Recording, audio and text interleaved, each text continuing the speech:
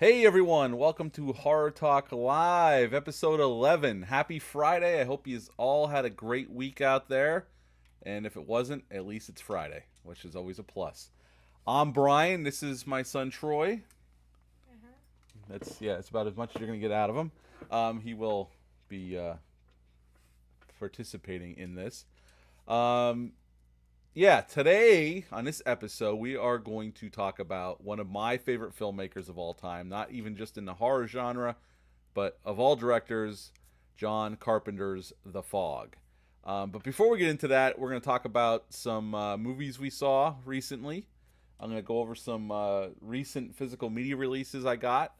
And last weekend was a good weekend for theatrical movie watching. We actually, Friday night, last Friday, Troy and I got to go see Abigail. Now, I have a out of the theater reaction on. If you want to check that out, just search it out on my channel. But Abigail was a lot of fun. It's a truly blood-soaked, fun vampire movie, and I highly recommend it if you haven't seen it. If you're interested, I think you'll dig it if you go see it in the theater. Checking the box office numbers, it could use your help if you go see it in the movie theater. It's very well acted. The cast is great. It's a fun premise, and like I said, it's blood soaked. They throw the blood around a lot. What you say, Troy? Yeah. I gave it a 9 out of 10. Troy, what were your thoughts on Abigail? 9.5 out of 10. 9.5. Now he raised his rating since last Friday because he gave it a 9. But you're allowed to change your mind over time. We all are. Oh, beer I'm drinking, Yingling Bach. It's very, very good if you can get your hands on it. Unfortunately, they're not selling it down by me, but I got the hookup from one Dale_A from the Bat and Spider podcast. He was kind enough to bring me some back when he went to Jersey a few weeks ago, and he's in Jersey again this weekend. So maybe he'll be bringing more back, hopefully, and hooking me up. But yeah, it's very good. If you get a chance to try it, it's definitely worth your time. Now, we got to see Abigail, but on Sunday last week, Troy was at a birthday party at Dave and Buster's, and it was raining out.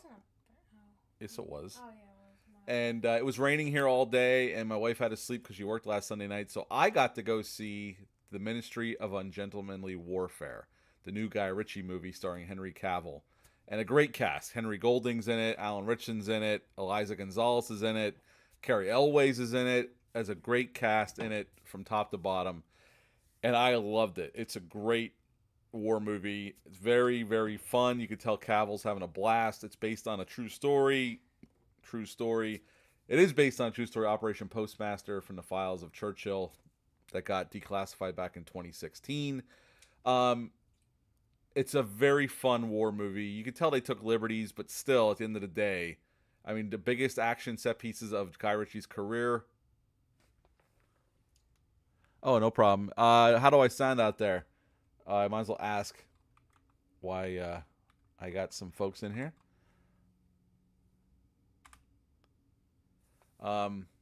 Yeah, Ministry of Ungentlemanly Warfare. I highly recommend it. I had a blast watching it. It's a great war movie, and it's a fun time. It really, really is, and it's definitely fascinating. I know they took liberties, but thank you, Psychomantis. Thank you, Gerald, Kathy. Hello, Kathy. Hello, Landon, if you're watching. Hello, Mom and Dad, if you're watching. Hello to everybody. It's on right now. Yeah, so definitely enjoyed that movie as well. And it's lucky I never get to see two movies in a weekend, so it was like one of those good weekends where I got to check them out. Now, as for physical media, recent, like really recent picks, some of these were in the video I released the other day, but some of them weren't. First up, The Beekeeper, with Jason Statham, directed by David Ayer. Just got this 4K last week. We watched it last Saturday. If you haven't seen this movie, definitely worth a watch. It's a fun, R-rated, old-school style action film, revenge film. They don't mess around. They get right to it. And highly recommend it. Even if you're not a Jason Statham fan, I think you might dig this if you're like a Commando type of fan, stuff like that. Very I know fun it. movie. It's very much like John Wick as well. Very fun movie. The disc looks amazing, sounds amazing. So yeah, definitely worth a pickup if you like this film. Also, came in the mail, The Departed on 4K. Just finally got a 4K release. I love The Departed. Martin Scorsese has a great cast. Jack Nicholson, Leonardo DiCaprio, Matt Damon, Mark Wahlberg, et cetera, et cetera. Martin Sheen, Ray Winestone. I mean, tons of great actors. A great film. And yep, got The Departed. Haven't watched it yet, so I can't say about the transfer. Hitting some redneck cinema, starting off with White Lightning from Kino Lorber released this disc. I just watched it the other night. I'm going to do a review on this bad boy. I haven't seen this in forever. I'm also going to do Gator, the sequel to this. Very fun. Burt Reynolds, Hick, they called them Hick movies back in the 70s when he started. But yep, White Lightning. And the other one, I just rewatched this the other night for the first time in forever. But I got the 4K, Arrow 4K of The Last Starfighter. What a charming movie. Yeah, the effects, because they were early on, digital CGI effects look very dated, especially in 4K. But this is such a fun, heartfelt movie, and it's a lot of fun. Lance Guest gives a good performance on here, and it's just a fun movie. It really, really is. If you've never seen it, it's definitely worth checking out. That's it for physical media. There was others, but those were the ones I wanted to highlight. Now tonight, the reason for this episode is we are going to talk about John Carpenter's The Fog. I got this Steelbook 4K from Scream Factory, and I want to thank Brandon. I don't know if Brandon's on yet, but Brandon, thanks a lot for this. He sent me this, and I appreciate it. I love Carpenter, huge fan of Carpenter, and I love Steelbooks, and this has great artwork right here. So that is the movie we're going to talk about. And my son just watched it. We just got done watching it for the first time. He's never seen it. I've seen this movie probably 30 or 40 times in my lifetime. What are you bringing over here? For later. Oh, okay. So, John Carpenter's The Fog.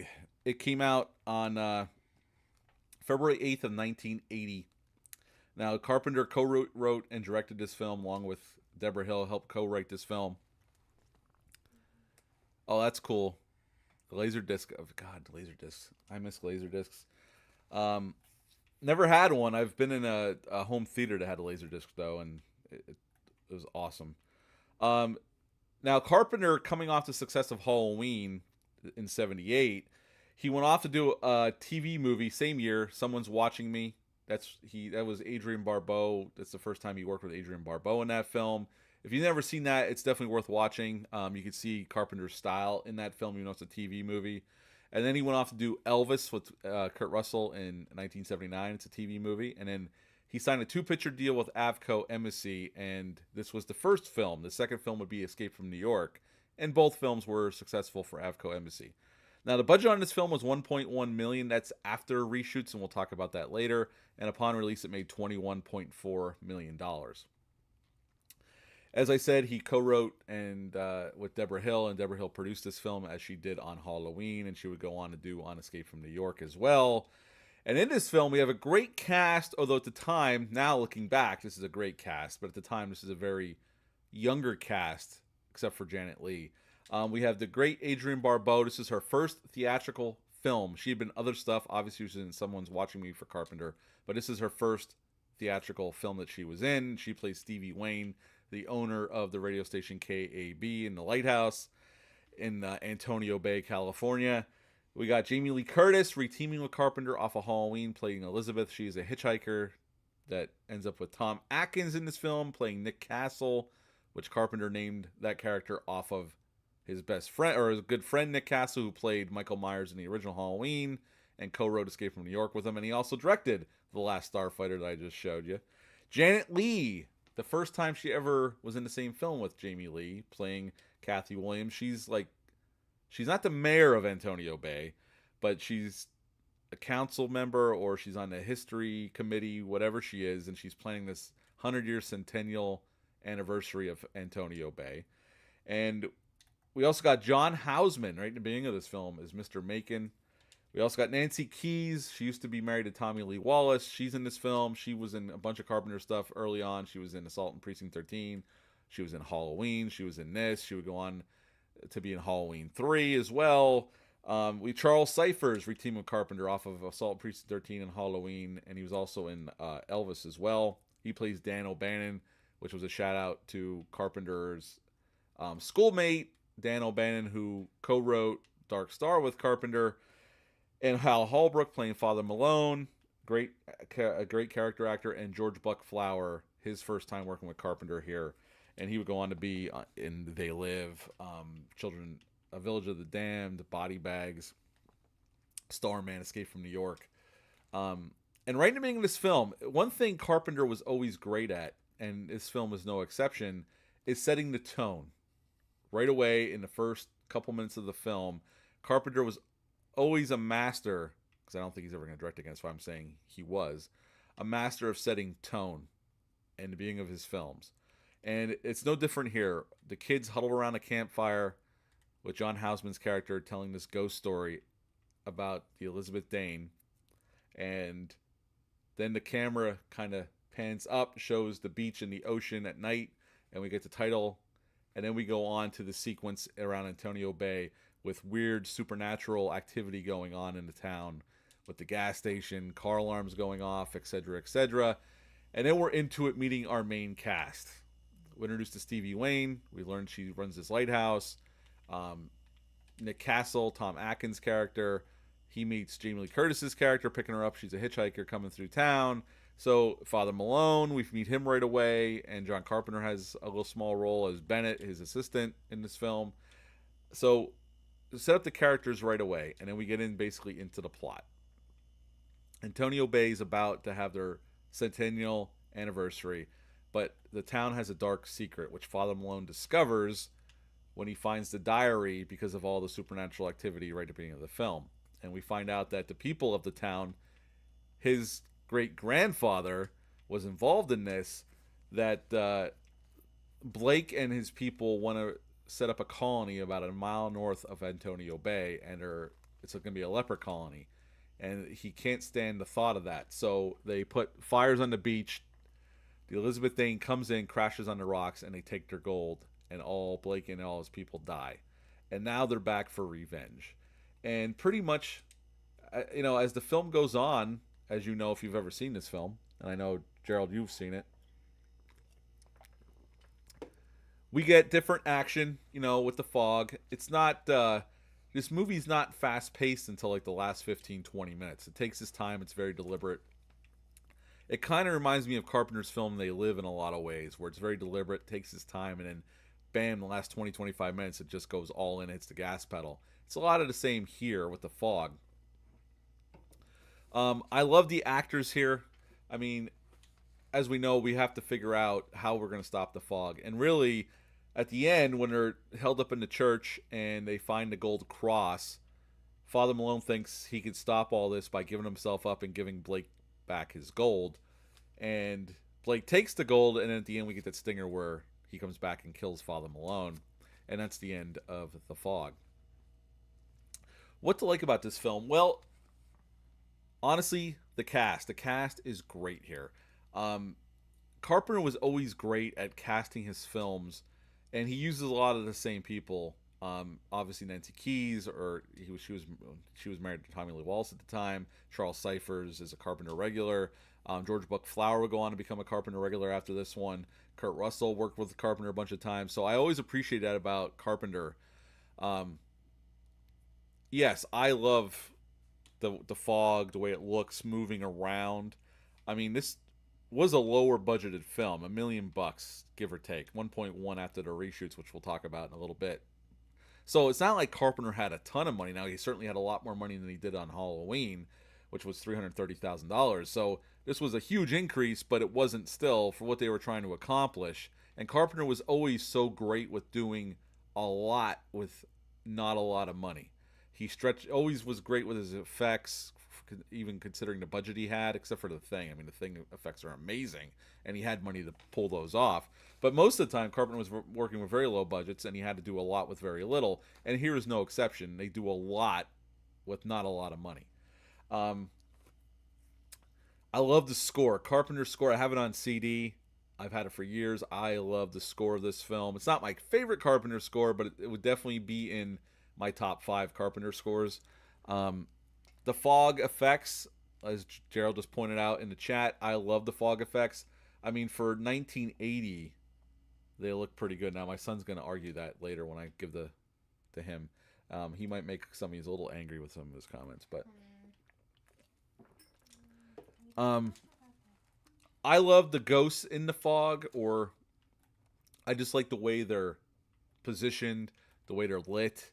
You can't really see them; they're just like shadows moving within the fog, and they're carrying their weapons. I love all that and the way they shoot it. And Carpenter was reteamed with Dean Cundy here, the great Dean Cundy. Was the cinematographer on this, as he was on Halloween, and go on to work with him on Escape from New York and The Thing and Big Trouble in Little China. So the movie looks great. It's a beautifully shot movie, for sure.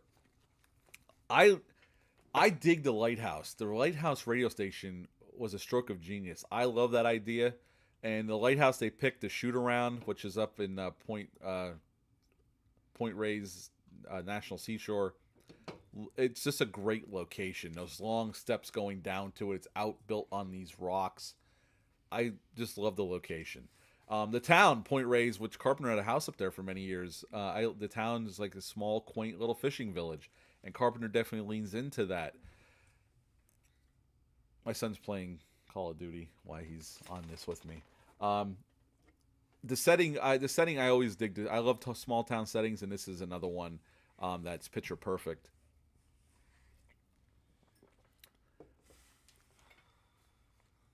What Before I go any further, what would you like about the film? Probably the ghosts in the fog. It's probably the best part. Yeah, my son probably did not. His score is going to reflect that he did not enjoy it as much as I do. It was his first time watching it. He's 12 years old and he's seen like Thanksgiving and the Scream movies.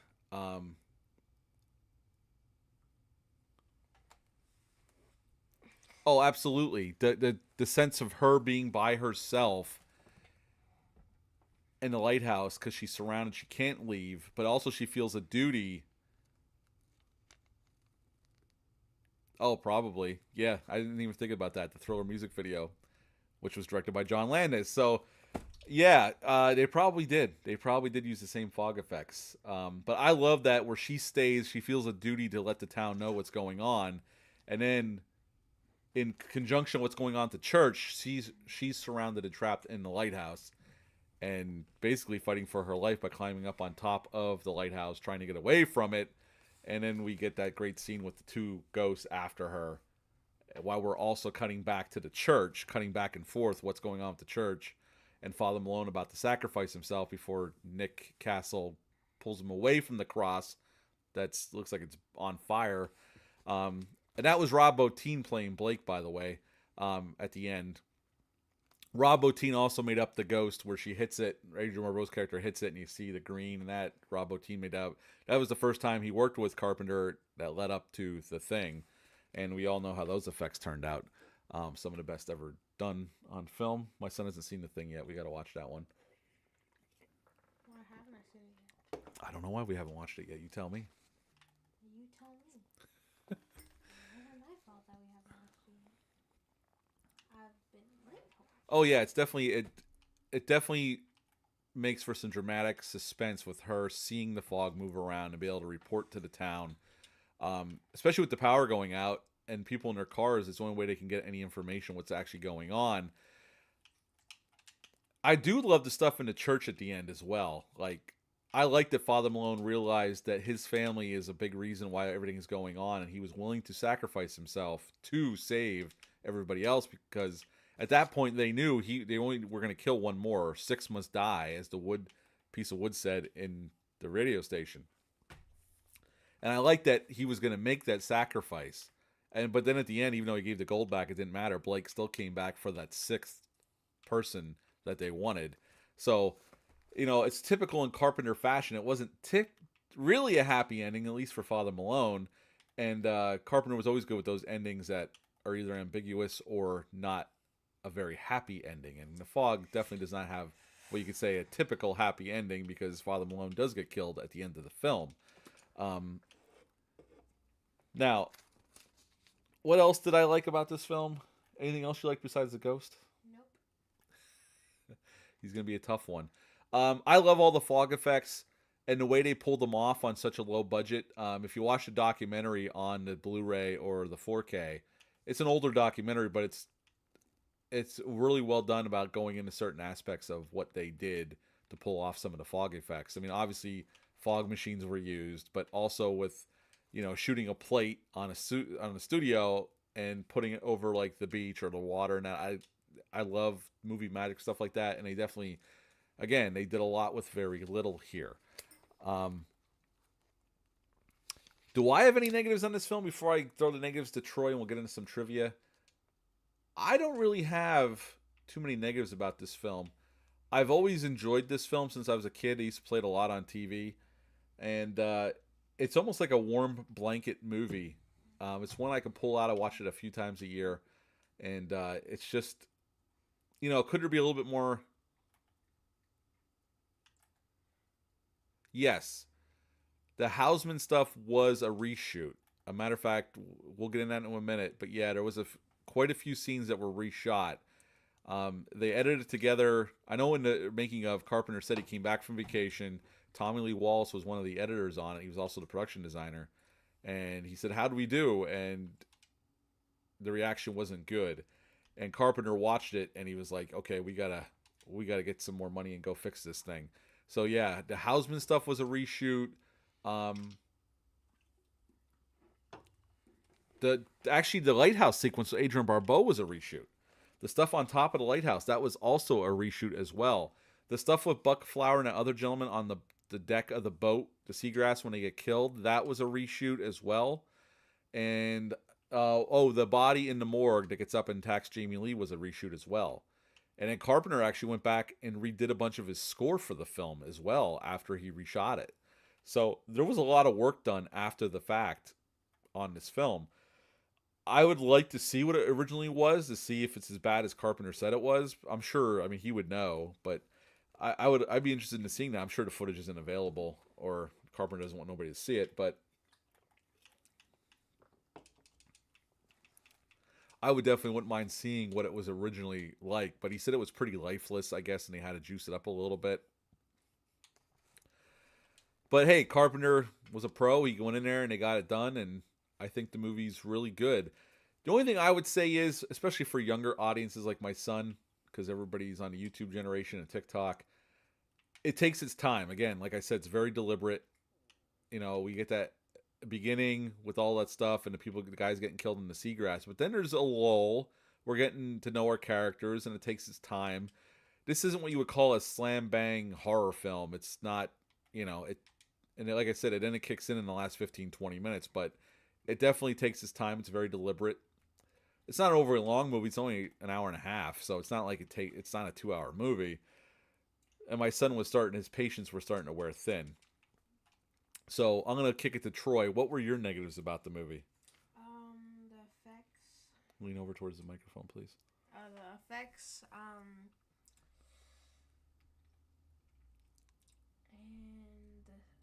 how they did the kills, like all the older movies, like they always do like the dramatic effect, or they slowly stab. My son hates that. I can't deal with it. Yeah, that was also part of the reason why they put more body contact in, because Friday the 13th had come out. Carpenter didn't want to make another knife picture, so it was just going to be a ghost story. And, things changed that fast because of Halloween, and everybody was trying to carbon copy it, and Friday the 13th came out, which was pretty graphic at the time with those great Tom Savini effects. And I know in Halloween 2, Carpenter felt really pressured to add even more blood because he went back and did reshoots after Rick Rosenthal handed his cut because he wanted to juice up the gore because of the marketplace. You had Friday the 13th come out, you had The Prowler come out, all these horror films came out that were way gorier at the time, and that's what audiences wanted. And I think, even though The Fog made money, again, 21.4 on a $1.1 million budget, at the time, this was pretty tame. I mean, I don't even know how this movie got an R rating, honestly. It should have got, it wasn't a PG-13 rating yet, but it should have got a PG rating, honestly. And I read somewhere years ago, they don't mention it in the documentary, that Carpenter wanted to get a PG rating. I don't know how he didn't, because there's not really any cursing, and the violence is very tame, compared with the other fodder of the period at that time. So I mean, I don't know. It's a very tame movie compared to what else was out there, but it's still a very suspenseful, well done ghost story, and the novelty of the fog being involved and this town is cursed. I just love all that, and it's a simple tale. And Carpenter and Hill, they talk about this in the documentary. They were in England and they went to Stonehenge. Oh, maybe the ending. Yeah, you're right. Maybe it was the ending. Just put it a little bit over the top. And as we know, the ratings board can be a little, especially back then, the ratings board was a little funny about stuff like that. So yeah, and probably maybe the Kid in Peril too. That could have bumped it a little bit. They don't really like that, so that might have had something to do with it. But I know Carpenter and Deborah Hill were in England. They were visiting Stonehenge, and this is what crafted the idea in Carpenter's head for the movie. There was a fog bank out in his field, and Carpenter was like, "What do you think's in that?" And he was thinking about Lovecraft and some other movies that he liked, and that's what gave him the idea for this, just to make a ghost story based around something coming out of the fog. And the whole Elizabeth Dane thing with the ship was based on history. There was a ship called the Frolic out of Goleta, California. Now, my wife and I spent some time in California. We drove by Goleta. It's right north of Santa Barbara, but we never stopped there. But I remember seeing the sign for it. In the 17th century, the people of the town did the same thing to the Frolic that they did in this movie. Carpenter took that story and built upon it in this movie to create the revenge aspect of it, of these ghosts. And I thought that was pretty cool that he did that, because sometimes you get inspiration from the funniest things, and it's a story of history can just give you something and go with it. And I think it works really well here. um, they filmed in Bodega Bay, Point Reyes National Seashore, and Inverness, where Carpenter lived for many years. I got a bunch of trivia here that I wrote down. um, John, as he did in Halloween, chose to shoot this movie anamorphic, widescreen, Panavision. He felt that even on a lower budget, it gave the film a bigger scope. And I love the Panavision widescreen. It looks great. There was 300 steps to walk down to that lighthouse. When you see Adrian Barbeau's character walking down, there was 300 stairs to go down to the lighthouse. Wasn't so bad for her, but the crew had to carry all that equipment down and back up. That kind of had it probably sucked. As I said before, Blake was played by Rob Bottin, who came in to do Wormface, as they called him in the film. That ghost that Adrian Barbeau hit with the weapon, and you see him turn his head towards the light. Adrian Barbeau and John Carpenter were married at the time when they played this film. Or when she did this film. And Carpenter played Father Malone's assistant Bennett, as I said earlier. And he was horrified by his acting so bad that he said he would never act again. But obviously, in Body Bags, he played the coroner, so he did come back, and I like him in Body Bags as the coroner. He's really good in that movie. So he definitely got better. I don't think he's bad here, but we're always worse on ourselves than other people are. Jamie Lee, this was their first film together. They would go on later on to reteam again in Halloween H2O. Obviously, Janet Leigh was Jamie Lee Curtis's character's secretary in that movie. There was a remake in 2005 that's not very good.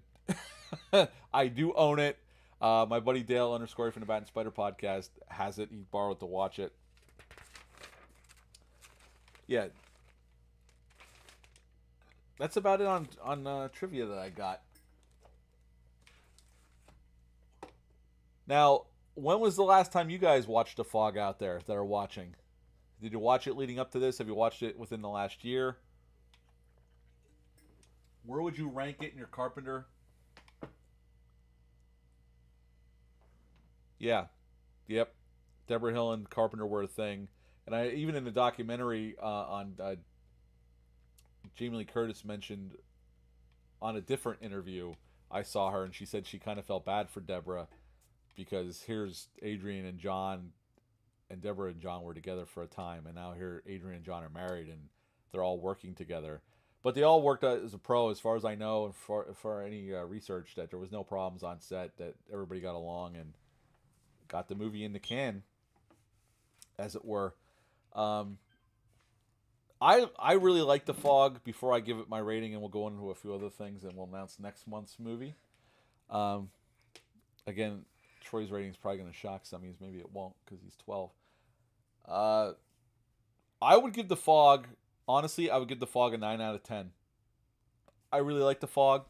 It would definitely be in my top 10 John Carpenter films of all time. It's a movie I grew up with, so I might have some nostalgia glasses on, but I think between the score, the atmosphere, and the acting, and Carpenter's directing, I just really like it. Sixth on your ranking, Brandon. That's not bad. I'd have to redo my Carpenter rankings. I can't remember where I had it last time, but it would definitely be in the top 10. Yeah, 9 out of 10 for me for The Fog. Now, I'm going to let my son give you his ranking, so keep the pitchforks down. He's only 12. He knows not what he does, so go ahead. Out of 10, what would you give The Fog? 6 out of 10. Actually, it's better than I thought. He gave it a 6 out of 10. He found it a little boring at times and took too long to get to the killing. It was 10. Okay, well, see, that's the thing. Movies can always grow on you over time. It might grow on him over time. As you get older, some of the older movies, the ones that take their time, you really appreciate. Fourth for you. Cool. Very cool. So he gave it a 6 out of 10. Which is better than I thought. I thought it was going to be more like a 3 or a 4. But he did his father proud on that one. Now, I don't know how much you still watch cartoons out there. I'm just going to bring this up because my son brought these over. I don't know if you guys remember or have positive memories of watching Saturday morning cartoons. Well, my son, as he's been growing up, I got him into the real Ghostbusters cartoons. This is a steel book. It has the whole first season in it. They had the box that you could buy every season, and I still like watching these. These are fun cartoons. See right away, it's not ever good enough. He wants more. And then I got some more discs, Ghostbusters ones with some more. They just have like so many episodes each on them. I don't even know. Some of these are even like doubles and triples. I think they have like 10 episodes each on them. But yeah, I still love watching these cartoons. I could watch these anytime. They're a lot of fun. So well done. They don't make cartoons like this anymore, unfortunately, like this and Transformers and Voltron of the period and G.I. Joe, which he's never seen those. I did buy the whole Voltron series that I showed a couple episodes back. We haven't dived into that yet.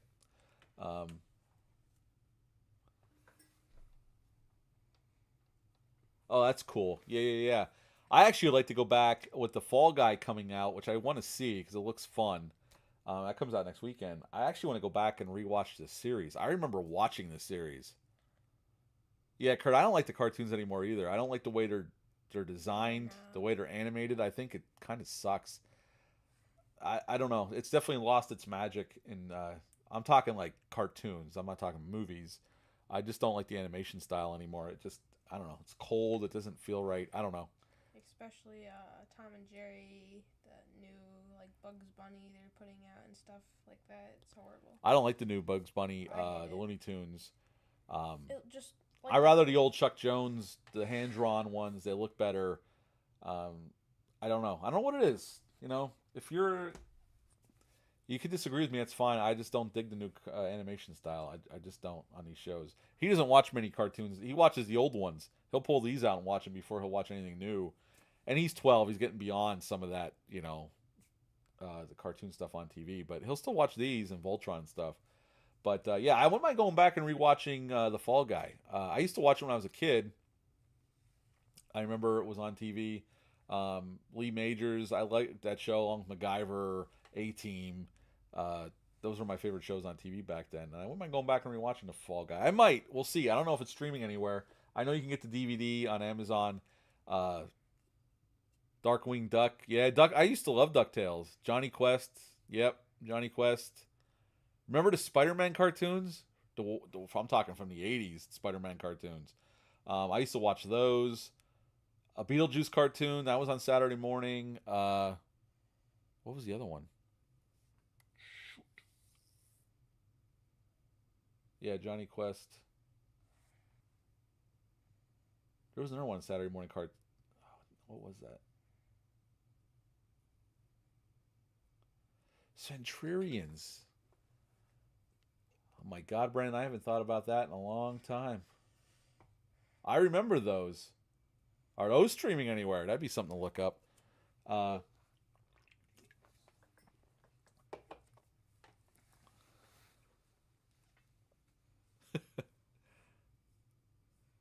well, I don't know if you saw they land there and see. Yeah, God damn, man, bringing back memories. I don't know if you saw the trailer for the new Transformers movie, $6 Million Man. Yeah, yeah, yeah, yeah, yeah. Oh my God, the memories. Remember the MacGyver episode where he thought it was Bigfoot chasing him?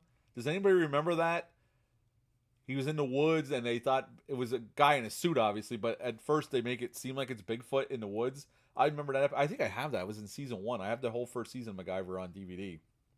Why? On the boat, yeah, Kurt. Huh? Why? Oh, MacGyver was like my favorite show as a kid. Monday nights, 8 o'clock, ABC. I love MacGyver. God damn, I'd buy the whole series. I only have season 1 now. Oh, you should buy the rest of these. Saturday morning commercials. Oh, yeah, yeah, yeah. What were those called? Oh, man, I can't remember now. Oh, yeah, everybody had Bigfoot episodes, it seemed like, back then. Airwolf was another one I used to watch. Knight Rider, obviously. The Hoff. Then they brought it back. I didn't watch the reboot, Knight Rider. If you watched it, let me know how it was. I never watched it. I heard it wasn't as good, but I can't say I never saw it. Obviously, the A-Team. Loved the A-Team. Couldn't get enough of the A-Team in the 80s and 90s. They used to run the crap out of that. But I was going to ask, did anybody see the trailer for the new Transformers movie? They have a trailer already? I did not like the designs of the robots at all. I'm like, what is this? I was kind of excited. I thought they were going to go back to like the Generation 1. Nope. Like the way they looked. They don't do that kind of stuff anymore. And I'm like, I saw the way they look, and I'm like, now you just took me out of it. I don't even want to see it now. I was interested at first, and I'm like, I'm out. Nope. They haven't learned with the Transformers stuff. The closest we got to the Transformers looking the way they're supposed to look was in Bumblebee. Oh. No, that's not. There's actually a movie going to be a theatrical release in September. I think it's September. Yeah, I'm not watching that. It's actually going to. I know what you're talking about on Netflix. They brought it back on Netflix, but no, they're actually doing a theatrical released animated movie. Like they bring Yeah, I'm not watching that. But the design of the robots looks like ass. I mean, it just didn't work for me. I'm like, all right, I have no desire to see this because Chris Helmsworth voices one of the robots. I think Scarlett Johansson too. They got a lot of big actors. I know what they did with it is because you know the cartoons. They're still making cartoons of it. Yeah, I Netflix. watched one of the seasons and it looks exactly like that. It's just a little bit more realistic. It's horrible. This is gonna be a minor rant, but I the Michael Bay Transformers movies. I like the first 3 for what they are, but the design wise, I'm like, can't you just give us what we want, please? Like, just give us the designs we grew up with and we love. And the closest we ever got was in the movie Bumblebee. That was the closest we got to Generation 1 designs with Optimus and everybody. And we only got to see him for a few minutes on the battle on Cybertron. But it's like, why couldn't you give us a whole movie of that? Josh Allen is dating. Oh, is he? Oh, that's right. Yeah, I think I did see that somewhere. I liked the Bumblebee movie. I thought it was a good kind of soft reboot. And then they were going to do an Optimus Prime movie, and I haven't heard anything about that since they announced it back when Bumblebee came out. But yeah, I'm just disappointed with this animation for the new Bumblebee movie, or the new Transformers movie. I'm like, where'd you get that from? Just here. Oh. But yeah, I like that 80s TV, man. 70s and 80s TV was golden. and the old TV miniseries and stuff. I've been going through some of those. Yeah, so did we. We saw it in theaters too. Very well done. We just rewatched it. We were in Tennessee, and Aw, I don't like that movie. what, Bumblebee? No. I never really thought it was a good movie, but I really like it. I, Just rewatched it. We were in Tennessee, and one night when we got back, I put it on because I signed into my iTunes account and we watched it. There was always, some of those older movies and older TV shows just had a different feel to them. I don't know. I felt like there was much more heart there with those than some of the stuff that's out now. I don't know. Maybe it's me maybe getting it's older. Because the older movies, they actually put time into, and the newer movies, they put a couple months. And I don't know. Some of the older stuff seemed like there was more artistry to it, and it was less. Yeah, because they put more time into it. They had to work harder to pull it off too. There was no CGI or no green screen really. But I want to thank everybody for joining me. I'm going to wrap this up. It was fun. Happy Friday. I hope you all have a great weekend. We're going to a Durham Bulls game tomorrow night, Star Wars night, and fireworks night. Go, but okay. Huh? Just keep talking. Hercules is my favorite cartoon. Oh God, I remember those. Next month for May, I got Carolina Fear Fest on Memorial Day weekend. So I'm thinking I'll announce the date in a couple weeks, but the week Friday before we'll probably do it. And my son picked the movie he wants to do for the next live stream, and we're gonna do the original 1996 Scream, directed by Wes Craven, written by Kevin Williamson, and we know to spend a big franchise that's still going on to this day because they're gonna do part 7. So we're going to talk about Scream next month, and it's probably the most current movie we talked about in a while. We're going to do that for Hard Talk Live episode 12. But again, thank you for joining us. I hope you all have a great weekend. You see what Kurt said? Yeah. And we will see you soon. I'll have a couple videos out next week. And if you didn't yet, do me a favor, just hit the like button. And if you're not subscribed, please subscribe. I'd appreciate that. But that's it for tonight. Have a great night. We're going to sign off. Until next time, bye.